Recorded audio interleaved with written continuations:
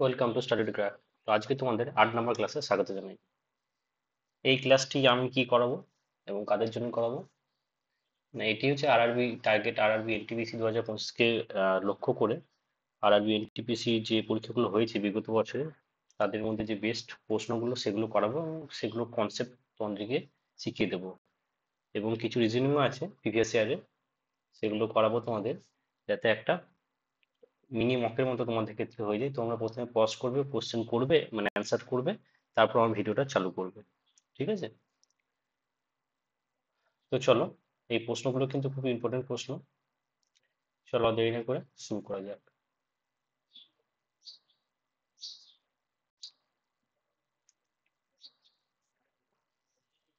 তো দেখো, আমাদের প্রথম প্রশ্ন, একটি বর্গক্ষেত্রে প্রতিটি বাহুর দৈর্ঘ্য কত যার প্রতিটি কর্ণের দৈর্ঘ্য হলো 10 সেমি? আচ্ছা, তো দেখো, একটা বর্গক্ষেত্রে প্রতিটি বাহুর দৈর্ঘ্য কত যার প্রতিটি, আচ্ছা, বর্গক্ষেত্রের কর্ণের দৈর্ঘ্য কত হয়? সরি, কর্ণের দৈর্ঘ্য হয়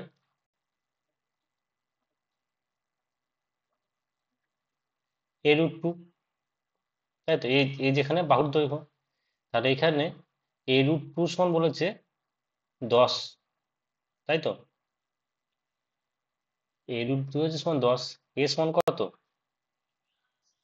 আহ দেখো কত হবে, 10/√2, অর্থাৎ 5 × √2 × √2, অর্থাৎ 5 × 2/√2 সমান 5√2। সঠিক অ্যান্সার অপশন সি। নেক্সট, তো দেখো, একটি নির্দিষ্ট পরিমাণ টাকায় একটি ঘড়িকে বিক্রি করে দীপিকার 10% ক্ষতি হয়েছে। ওই একই ঘড়িটিকে অধিক 140 টাকায় বিক্রি করলে তিনি 4% লাভ করতেন। ঘড়িটির ক্রয় মূল্য কত ছিল? তাহলে দেখো, 10% ক্ষতি আর এদিকে 4% লাভ, টোটাল ডিফারেন্সটা কত? 14%। তাহলে এই 14%-এর ভ্যালু হচ্ছে কত? 140 টাকা। তাহলে 1% ভ্যালু কত হবে? 140/14। তাহলে 100% ভ্যালু কত হবে? 140/14 ইন্টু 100। 14, 140 কেটে তো 10 হবে। তাহলে এখানে কত হবে? 1000, 1000 টাকা। সঠিক অ্যান্সার কি? অপশন সি, 1000 টাকা। নেক্সট, আটটি বস্তুর বিক্রয় মূল্য 15টি বস্তুর ক্রয় মূল্যের সমান। এই লেনদেনে কত লাভ ক্ষতি হয়েছে? তাহলে দেখো, যখন এরকম কোশ্চেন আসবে তখন এইভাবে সলভ করবে। কি বলেছে? 8টি বস্তু বিক্রয় মূল্য, কিছু না, বিক্রয় মূল্য ধরে নেবে, একটা বস্তু বিক্রয় মূল্য ধরে নেবে এসপি, 1 এসপি। তাহলে 8টি বস্তু বিক্রয় মূল্য কত হবে? 8 × এসপি, ঠিক আছে, সেলিং প্রাইস সমান কি বলেছে? 15 × সিপি, অর্থাৎ কস্ট প্রাইস, 15টা বস্তুর ক্রয় মূল্য সমান। এবার দেখো, এসপি/সিপি যদি আমরা করি, তাহলে দেখো 15/8, অর্থাৎ এখানে 8 টাকার জিনিস 15 টাকায় বিক্রি হয়, ঠিক আছে? তাহলে লাভ কত হবে?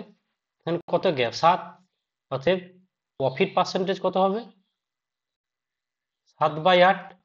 পার্সেন্টেজ করলে কি হয়? 100 গুণ হয়ে যায়। তাহলে দেখো, এটা কত হয়, না তোমরা সকলেই জানো, 7/8 যদি আমরা 87.5%, এখানে অ্যান্সার ভুল আছে, একটা 87.5% হওয়ার কথা, 87.5% লাভ, পার্সেন্ট সি। নেক্সট, দেখো এখানে কি বলা আছে? 8 - 2√15 মান কত? তো দেখো, এরকম যখন প্রশ্ন আসবে, তো এটা কিভাবে করবে তোমরা? 8 - 2√15, তো এটাকে আমি এরকম ভাবে ভাঙতে পারি, এমন ভাবে ভাঙতে হবে যার যোগফল 8 হয়, গুণফল 15 হয়। তো দেখো, 5 আর 3, তাহলে আমি এটা ডাইরেক্ট এরভাবে করতে পারি। দেখো, এটা আমি ডাইরেক্ট এরভাবে লিখতে পারি যে √5 - √3। কিভাবে এলো দেখছি আমরা। দেখো, 5 আর 3 8, তাই তো? 5 + 3 -2√5 ইন্টু 3। তো এখানে দেখো এটা এরকম ভাবে লিখতে পারি, √5 তার হোল স্কোয়ার মানে 5 প্লাস √3 তার হোল স্কোয়ার মানে কি 3 মাইনাস 2 ইন্টু ab √5 ইন্টু √3। তাহলে দেখো এটা a মাইনাস বি তার হোল স্কোয়ার সূত্র। তাহলে এটা কি হবে √5 মাইনাস √3 তার হোল স্কোয়ার আন্ডার রুট। তাহলে √5 মাইনাস √3। তো যখন দেখবে যখন এরকম প্রশ্ন আসবে রুটের ভিতরে রুট, তখন দুইটা যেন বাইরে থাকে। যদি এখানে ভিতরে দুইটাকে আমি কমন নিয়ে নিতাম, যদি এখানে ভিতরে থাকতো এখানে √30 থাকতো, ঠিক আছে। আর এই যে সংখ্যাটা রুট ছাড়া, এইটা হবে যে রুট দুটো যোগফল, এমন ভাবে ভাঙতে হবে ভিতরের সংখ্যাটাকে যে 15কে ধরো ব্রেক করলাম 5 × 3, যাতে এর সাথে যোগ হয়, 5 আর 3 যোগ করলে 8 পাওয়া যায়। তো এখন এতটা ক্লিয়ার হবে না, পরবর্তী নেক্সট কোশ্চেন যখন আসবে তখন আরো ক্লিয়ার হবে, তোমরা বুঝতে পারবে। তো সঠিক অ্যান্সার কি হয়ে যায় √5 মাইনাস √3। নেক্সট, যেহেতু 48 144 এর গসাগু 48 হয়, এত অনুসারে 48 144 এর লসাগু কত হবে? তোমরা সকলেই জানো, বারবার বলছি যে সংখ্যা দুটি গুণফল সমান লসাগু ইন্টু গসাগু, ঠিক আছে। তাহলে দেখো গসাগু এখানে বলে দিয়েছে, তাহলে সংখ্যা দুটি গুণফল করলে কি হবে 48 ইন্টু 144, তাহলে লসাগু ইন্টু গসাগু গেলে তাহলে লসাগু হলে কি হবে এই দুটো বাই গসাগু, গসাগু কত এখানে 48, তাহলে কত হবে 48 কেটে গেলে 144। সরি, নেক্সট, একটি ঘনকের স্থানের কর্ণ হলো 8√3 সেমি, ঘনকের আয়তন কত? কর্ণ হচ্ছে a√3, এ হচ্ছে যেখানে ঘনকের বাহুর দৈর্ঘ্য, এটা হচ্ছে কর্ণ, তাহলে এটা সমান হচ্ছে 8√3। তাহলে এ সমান কত হচ্ছে 8, এটা হচ্ছে বাহু, তাই তো। তাহলে আয়তন কত হবে? অবশ্যই ভলিউম কি হয় আয়তন, আয়তন সমান কি হয় বাহুর কিউব,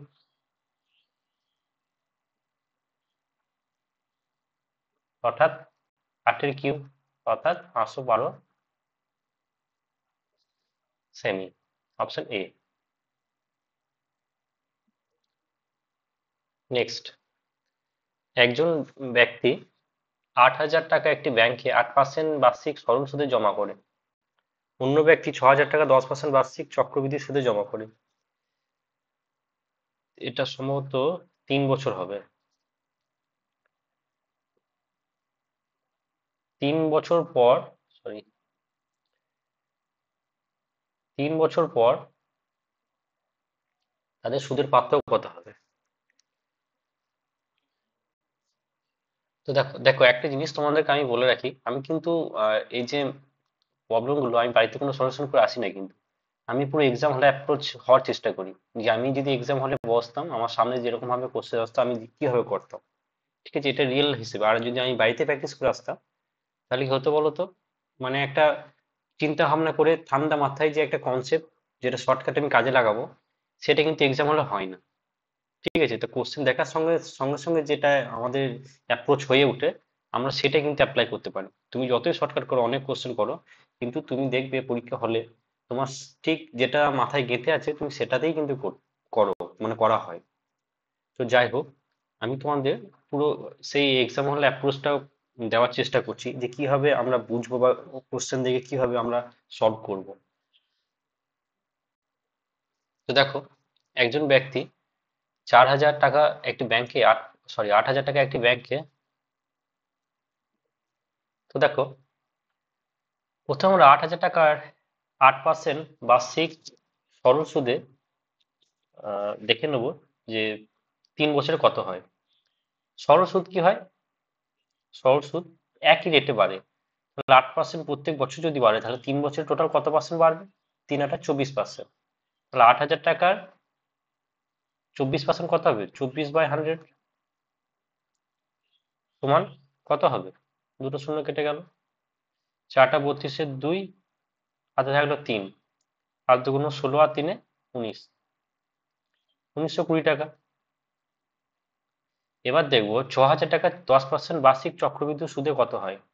দেখো 10% 3 বছর যখন বের করব, তাহলে কিভাবে করব, 10 + 10, এটা 2 বছর বেরোলো, যেটা এই গোল আলুর সূত্র বলেছিলাম কি, a+b+ab/100, সব জায়গাতে কাজে দেয়।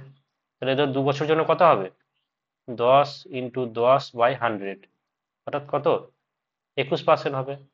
এটার সাথে আবার একবার 10 যোগ করে দেবো, তাহলে কি হবে, মানে একে ধরলাম সি, এটাকে ধরলাম সি। তাহলে মানে আমি বলতে চাইছি যে আবার ধরো c+10 করলাম, অর্থাৎ সমান কত, 21% +10%, মানে আমি বলতে চাইছি যে এটা সি ধরবো, আমি একটা জিনিস বলতে চাইছি, যে জিনিসটা হচ্ছে 10% হারে 10% হারে 1 বছরে কম্পাউন্ড ইন্টারেস্টের রেট কত হবে, 10%ই হবে। 1 বছরে যা সেম, 10% হারে 2 বছরে কত হয়, 10 + 10 এটা হবে কত, 21। সেরকম ভাবে 10% হারে 3 বছরের কম্পাউন্ড ইন্টারেস্টের রেট কত হবে, সেটা কিভাবে বের করবো। তো প্রথমে 2 বছরটা বের করে নিলে 21 হলো, আবার একবার করবো সেম ভাবে, 21 + 10 + 21 × 10/100, তাহলে এখানে কত পাবো, এখানে পাবো 21 × 31, আর এদিকে 0.2, 33.1, 33.1, ঠিক আছে। এবার দেখো আমি এটা মুছে দিচ্ছি। এবার দেখো, এবার আমরা কি বের করব, এবার আমরা কিছু বের করবো না, জাস্ট 6,000 টাকার 33.1% কত হচ্ছে, সেটাই কম্পাউন্ড রেট, এটাই সব থেকে শর্টকাট হবে।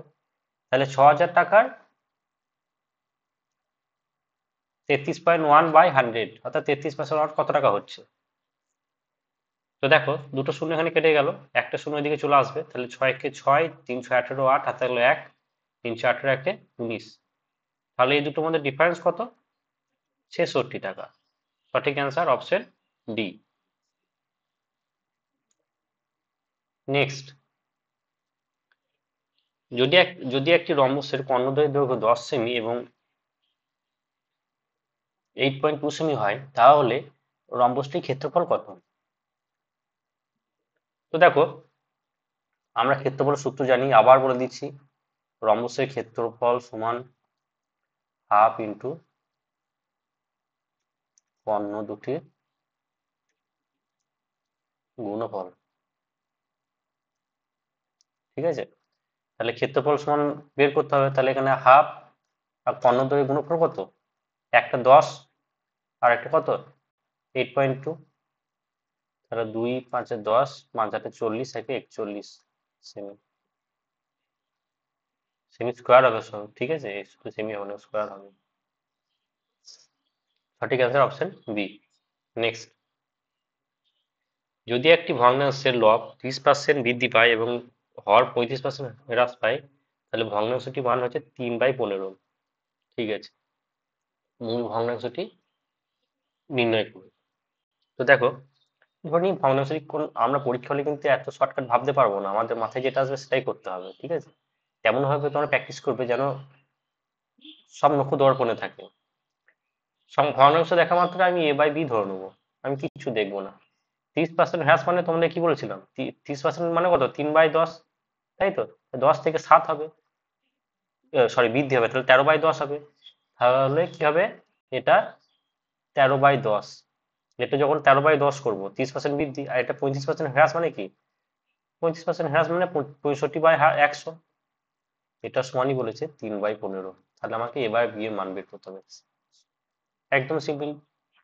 এটা কেটে দিলাম, তো দেখো 13-র সাথে 5 কেটে দিলাম, আর 5-এর সাথে 10, তাহলে দুইটা একদম এর উপরে চলে যাবে, তাহলে কত হবে,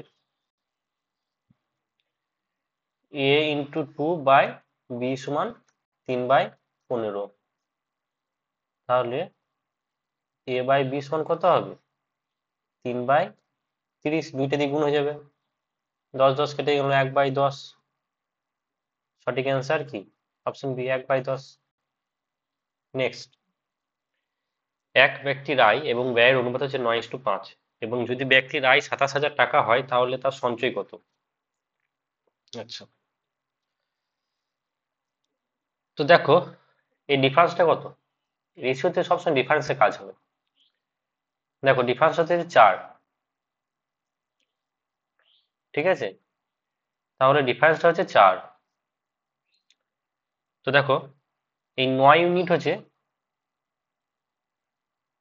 আয়, হচ্ছে আয় 9 ইউনিট, এটাকে ইউনিট ধরে নিলাম, ঠিক আছে, এটা 9 ইউনিট, এটা 5 ইউনিট, এটা 4 ইউনিট। 9 ইউনিটের মান হচ্ছে 27,000 টাকা। আমি বের করতে আহ, কত বের করতে হবে? এই 4 ইউনিটে, কারণ এটা হচ্ছে সঞ্চয়। কারণ আয় হচ্ছে 9 ইউনিট, হচ্ছে ব্যয় যদি 5 ইউনিট হয় তাহলে সঞ্চয় কত হবে? তাদের বিয়োগফলটা আমাদের 4 ইউনিট।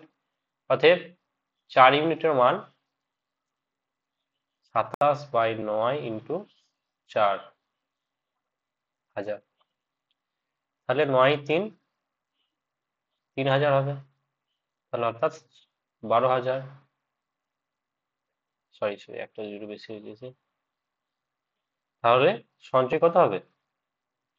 12,000, তাই তো?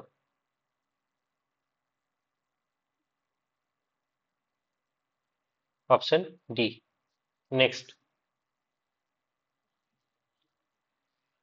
যদি সাইন এ মাইনাস বি সমান 0.5 এবং কস এ প্লাস বি 0.5 হয়, যেখানে 0 ডিগ্রি এ প্লাস বি 90 ডিগ্রি, আচ্ছা এ প্লাস বিটা 90 থেকে কম এবং 0 থেকে বেশি হবে, বা 90 ইকুয়াল টু হতে পারে, যেখানে এ বি এর থেকে বড়, তাহলে এ আর বি এর মান দেখো।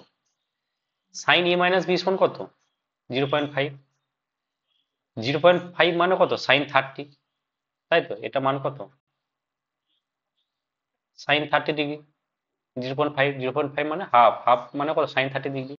তাহলে আমরা এখান থেকে পাই এ মাইনাস বি সমান হচ্ছে 30 ডিগ্রি। আর কস এ প্লাস বি সমান কত? 0.5। কস কত ডিগ্রি মান হচ্ছে জিরো, মানে 0.5 বা হাফ, কস 60 ডিগ্রি, তাই তো? সরি, এটা হচ্ছে কস 60 ডিগ্রি। তাহলে এ প্লাস বি সমান কত হচ্ছে? 60 ডিগ্রি। তোমাদেরকে কি বলেছিলাম, যখন একটা যোগ একটা বিয়োগ থাকবে, যে এই দুটো যোগ করে ভাগ করে দিলে এর মান বেরোবে যেটা বড়, অর্থাৎ কত? 45। আর ছোটটা বেরোবে কি হবে? এটা থেকে এটা বিয়োগ দিয়ে 2 দিয়ে ভাগ করে দিতে হবে, কত? 15। সঠিক অ্যান্সার কত? কোনটা আছে? 45, 15, অপশন ডি। নেক্সট, সংখ্যাগুলি 3:7:8 অনুপাতে হলে তিনটি ধনাত্মক সংখ্যা সবচেয়ে ক্ষুদ্রতম সংখ্যাটি নির্ণয় করুন যাদের বর্গফলের যোগফল 7, 8, 0, 8 হয়। আচ্ছা, যে সংখ্যাগুলি এত এত অনুপাতে হলে তিনটি ধনাত্মক সংখ্যার মধ্যে সবচেয়ে ক্ষুদ্রতম সংখ্যাটি নির্ণয় করুন যাদের বর্গফুলী যোগফল, দেখো কি করতে হবে, আমাদের এই তিনের এই সংখ্যাটা বের করতে হবে। আচ্ছা যাই হোক, তো আমাদেরকে ধরে নিই সংখ্যাগুলি হচ্ছে কত? 3x, 7x, 8x। এদের স্কোয়ার করতে হবে, এদের স্কোয়ার করলে কত হবে? 9x²। আমাকে বের করতে হবে 3x, ঠিক আছে, 9x², কারণ বলছে সবচেয়ে ক্ষুদ্রতম, তো এখানে 3 আছে, তা 3x হবে। 9x², তো চলে আসি এখানে 7x² প্লাস 64x², এটা মান কত বলেছে? 7, 8, 0, 8। এটা যোগ করলে কত হবে? 64 আর 7 71 আর 9 80। 80x² সমান হচ্ছে 7, 8, 0, 8। 8 দিয়ে যদি আমি কাটি 10, তো দেখো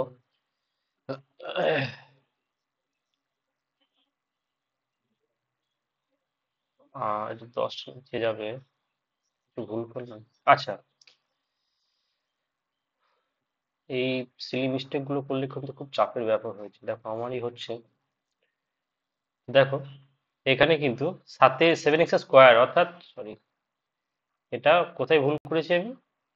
এটা 49 হতো, 49 হবে, 7 স্কোয়ার হচ্ছে। তাহলে দেখি এবারে কত হচ্ছে, 64 আর 9 কত, 73, 73 আর সাথে 49, 73, থ্রির সাথে 50 যোগ করলে কত, 123, থেকে এক বাদ দিলে 122, 122 এক্স স্কোয়ার সমান কত, 7808। তো আমরা কি করব, প্রথমে 2 দিয়ে কেটে নেব, 61 একে কাটবো, 3 দুগুণে 6, 1 18, 9 দুগুণে 18, 0 4, 61 দিয়ে কাটতে হবে ডাইরেক্ট, কিছু করার নেই। 61কে 5 দিয়ে করলে 305 হচ্ছে, 6 দিয়ে করলে, যদি 6 দিয়ে করি কত হচ্ছে, 6 একে 6, 6 6 36, 6 3-এ 6 4-এ 10, 7 আর 2-এ, তাহলে দেখো, তাহলে 61কে আবার কত দিয়ে যাচ্ছে, 4 দিয়ে যাচ্ছে, 4 দিয়ে করলে কত, 244 হচ্ছে।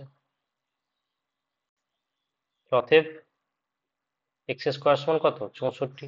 তাহলে এক্স সমান কত হচ্ছে, 8 প্লাস 8, মাইনাসটা তো মনে নেগেটিভ। তো এখন সংখ্যাটা কত, অ্যান্সার কত চাই, 3x, 3x সমান কত, 3 × 8 অর্থাৎ 24, সঠিক অ্যান্সার অপশন সি। নেক্সট,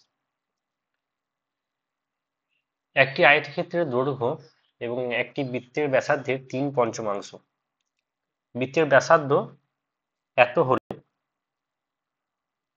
এত বর্গ একক ক্ষেত্রফল বিশিষ্ট একটি বর্গাকার ক্ষেত্রের বাহুর দ্বিগুণ, আয়তক্ষেত্রের প্রস্থ বর্গক্ষেত্রের বাহুর পঞ্চমাংশ, আয়তক্ষেত্রের ক্ষেত্রফল কত। একটু জটিল ভাবে বলেছে, ঠিক আছে। প্রথমে আমরা দেখে নেব, এই যে 3025 বর্গ একক ক্ষেত্রফল বিশিষ্ট বর্গক্ষেত্রের বাহু, আচ্ছা তাহলে 3000 বর্গ একক যখন ক্ষেত্রফল একটা বর্গক্ষেত্রের বাহু কত হবে, দেখো একটু লিখে লিখে করছি, ঠিক আছে। এরিয়া অফ স্কোয়ার সমান কত, 3025, তাহলে লেন্থ হবে কত, √3,025। তোমাদের কি নিয়ম বলেছিলাম, দেখো 25 হচ্ছে কার, 25 হচ্ছে 3025 রুট করলে কি হবে, 5×5 = 25, আর 30-এর থেকে ছোট স্কোয়ার কার আছে, 5-এর আছে, তাহলে 55, তাহলে লেন্থ হচ্ছে কত, 55। বেশ, এবার কি বলেছে, বৃত্তের ব্যাসার্ধ এত বর্গ বিশিষ্ট বাহুর দ্বিগুণ, বৃত্তের ব্যাসার্ধ এত বর্গ একক ক্ষেত্রফল হিসেবে বর্গক্ষেত্রের বাহুর দ্বিগুণ, তাহলে বৃত্তের ব্যাসার্ধ অর্থাৎ বৃত্তের ব্যাসার্ধ কত হবে, আর যদি ধরে নিই বৃত্তের ব্যাসার্ধ,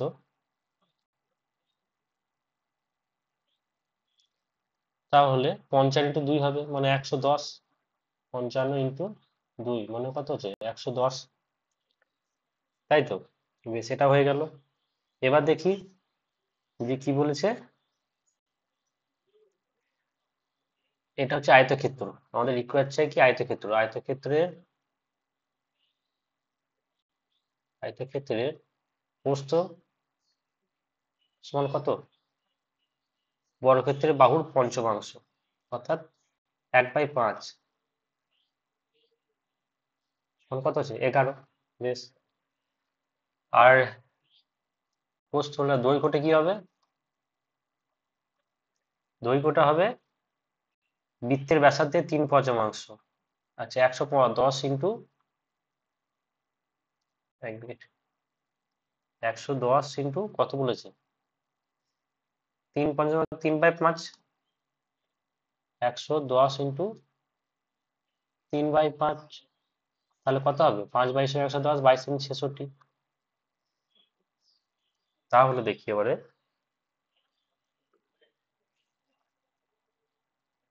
এরিয়া অফ রেক্ট্যাঙ্গেল অর্থাৎ আয়তক্ষেত্র কত হবে, লেন্থ ইন্টু ব্রেথ, তাই তো। তাহলে 11, দৈর্ঘ্য ইন্টু প্রস্থ 11 × 66 সমান কত, 6, 6 6 12 2, 6 1 724, 726, এটা বর্গ একক হবে, ঠিক আছে, স্কোয়ার ইউনিট হবে, অপশন এ। নেক্সট, একটি ফুলদানির মূল্য হচ্ছে 120 টাকা। যদি দোকানদারটি 5% ক্ষতিতে বিক্রি করে, তাহলে বিক্রয় মূল্য কত হবে? আচ্ছা,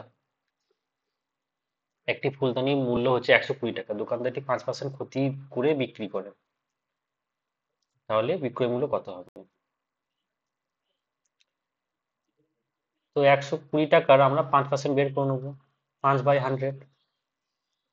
তো এখানে কাটাকাটি গেলে কত হবে? 6 হবে। ঠিক আছে, 6 টাকা। তাহলে 6 টাকা ক্ষতিতে বিক্রি করবে, অর্থাৎ বিক্রয় মূল্য হবে কত?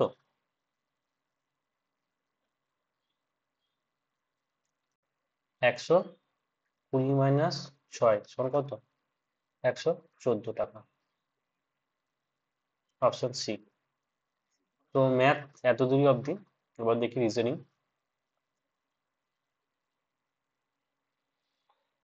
দেখো, যদি একটি অভিব্যক্তি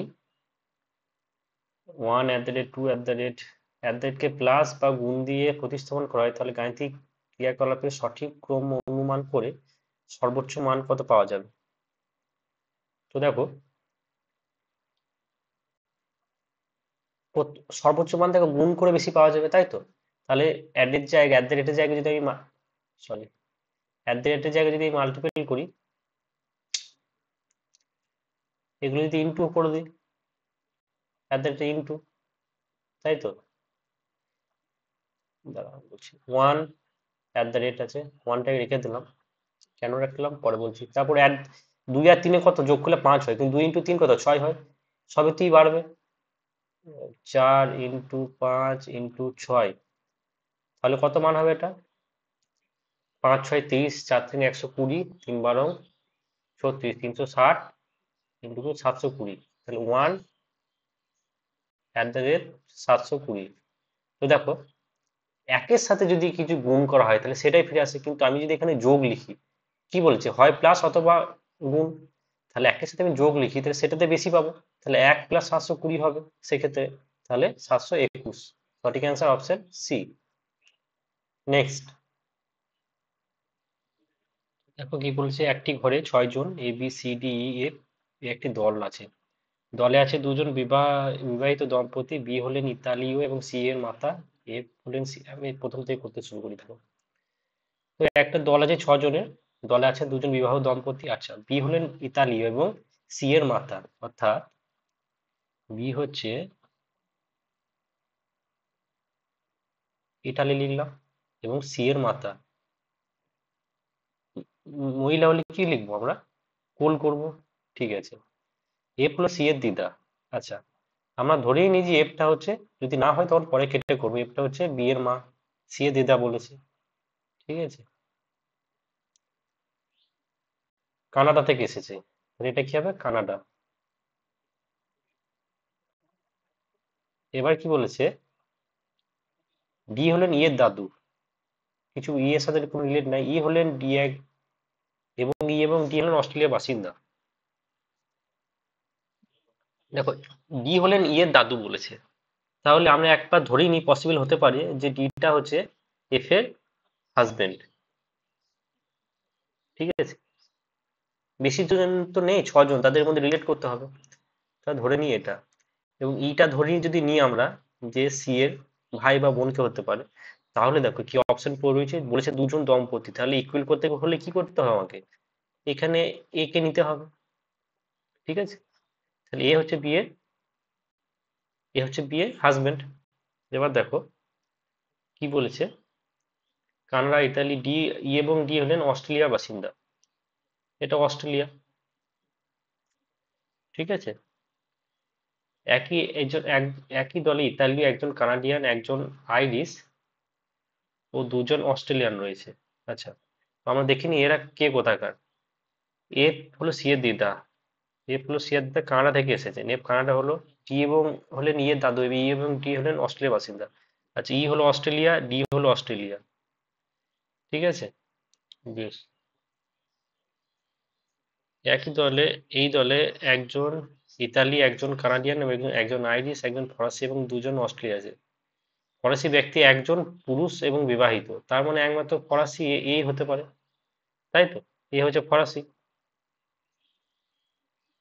ঠিক আছে, তাহলে কি চেয়েছে, এ জাতিগত পরিচয় কি, ফরাসি হবে। অপশন বি রয়েছে, এবং ওয়াইফকে বি, দেখো মিলে যাচ্ছে। অপশন বি হচ্ছে সঠিক অ্যান্সার। নেক্সট, তো দেখো এখানে কি বলেছে, নিচের বিকল্পগুলির মধ্যে থেকে অসম শব্দ জোড়া জোড়াটিকে নির্বাচন করুন, মানে কোনটা অমিল হচ্ছে। তো দেখো, স্ট্রিনজেন্ট, ফ্লেক্সিবল। তো দেখো স্ট্রিনজেন্ট হচ্ছে স্ট্রিক্ট, ফ্লেক্সিবল মানে হচ্ছে মানে কি বলবো, খুব ফ্লেক্সিবল যেটা আমরা বলি। তো এটার এটা অপোজিট ওয়ার্ড হচ্ছে। স্ট্রিট ফাস্ট মানে বিচলিত, ইডিসোলেট মানে হচ্ছে বিচলিত, মানে এগুলো দেখো অপোজিট মিনিং হচ্ছে। মনোটোনাস মানে কি, একঘেয়েমি। এক্সাইটিং মানে কি, বেশ এক্সাইট মানে বাংলাটা কি হবে, এক্সাইট, খুব, মানে তোমরা সকলে বুঝো, উদ্দীপক টাইপের আর কি। তো দেখো একমাত্র ডসাইল, ডসাইল মানে কি অনুগত। সাবমিসিভ মানে কি, এটা মানে আজ্ঞাবহ। দেখো এই দুটো সিমিলার ওয়ার্ড, তাহলে বাকিগুলো সব অপোজিট, কিন্তু সাবমিসিভ আর এটা হচ্ছে সমার্থক শব্দ, আর বিপরীতগুলো কি সব, বাকিগুলো কি সব বিপরীত শব্দ। তাহলে এখানে সঠিক অ্যান্সার হয়ে যাবে অপশন সি। নেক্সট, একটি নির্দিষ্ট সংকেত অনুযায়ী ম্যাট সমান 56, ক্যাট সমান 80 হয়, তাহলে ডেন সমান 1 হলে ডেন, আচ্ছা কিছু একটা এখানে মিস্টেক আছে, জাস্ট এ মিনিট।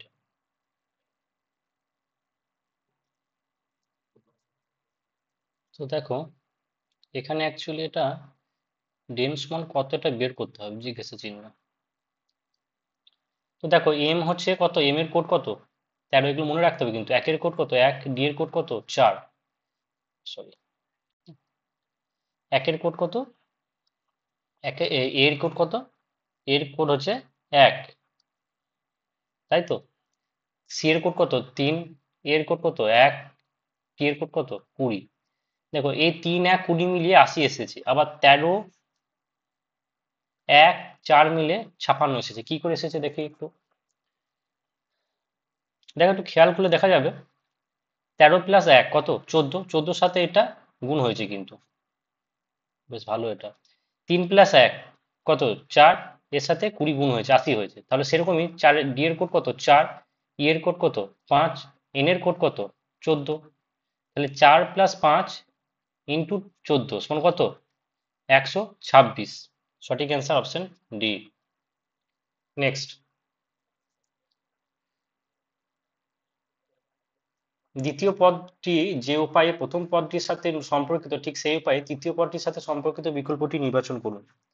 তো দেখো এখানে কি হবে, 10, 10 মানে কি হয়েছে, 10-এর সাথে ডিকেট, 10 ডিকেট বলা, মানে ডিকেটকে বলা হয় মানে একটা দশক যেটা বলি আমি, সেটাকে 10 হিসেবে 10-এর সাথে রিলেট করেছে।